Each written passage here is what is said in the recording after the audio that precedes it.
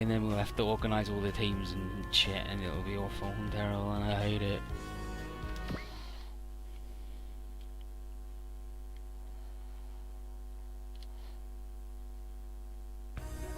So the commanders are all busy preparing for the assault on the Gaia Kingdom, and Callan can't wait to bust some heads.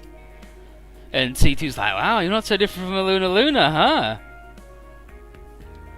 He's like, that's supposed to be. He's like, don't worry, Callan, you're more like a bunny.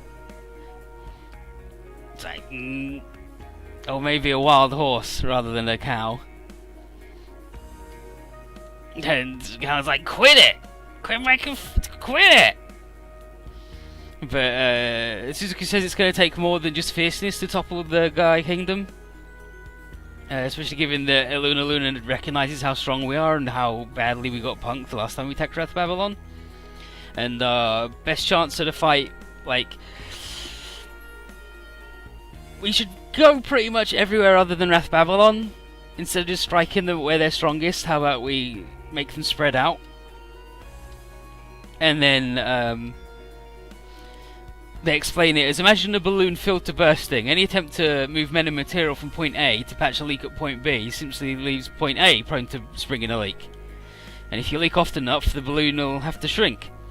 And it's our job to make the initial holes and pinpoint the proper location.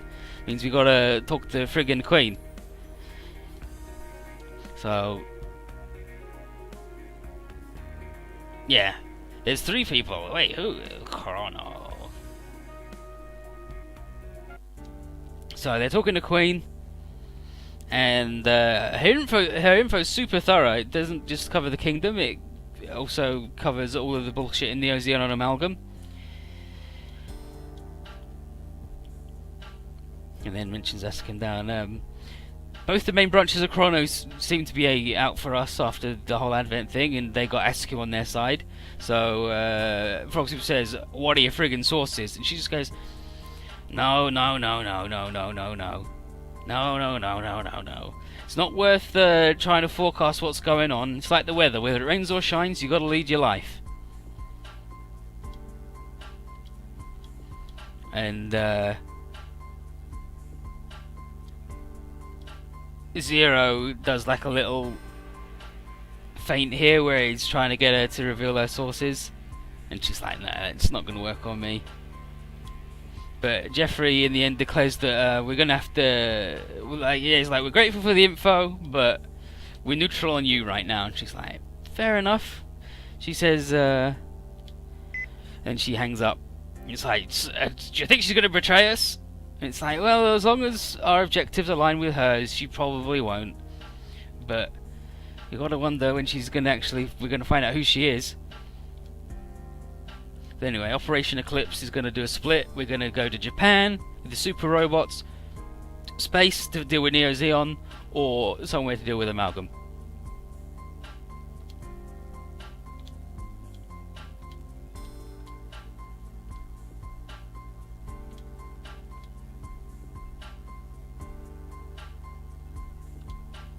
What about Hibiki? Ah, well, he'll go.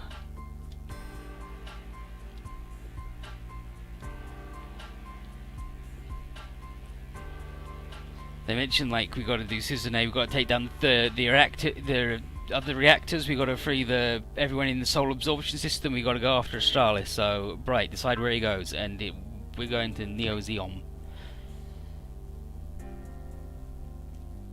Vicky's coming with Neo Zeon. I think he's gonna. We got to deal with some shit in space, and I think that's our best shot.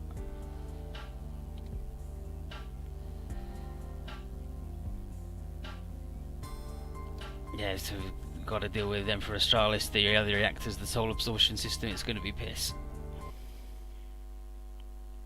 Meanwhile, at Wrath Babylon, is the different reactors hanging out doing like an uneasy peace thing, but mostly because Shiku has to be totally emotionally dead, Luna gets everyone fired up, Barbiel's a shithead, and Umbriel's like, It's like, you don't even have a sphere reactor. He's like, yeah, but I've been invited.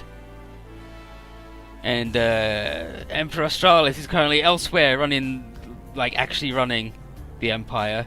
Luna is impressed at the rapid progress that we've made since the days of fighting it with the Gadlight, and says that our return to Earth will bring in their wake all the mutant gods that have a bone to pick with them. Kisamaso. Barbiel's getting dunked on by Ambriel. Yeah, since we fought Gadlight pretty good, and they're going to bring Mycone and all the other, like the Space Satan and all the other shit, it's going to be awful. It's like singularities indeed, as indicated by their stigma, just like the Sidra reactors. It's just like, Barbiel, chill out. Chill out. Leave the woman alone.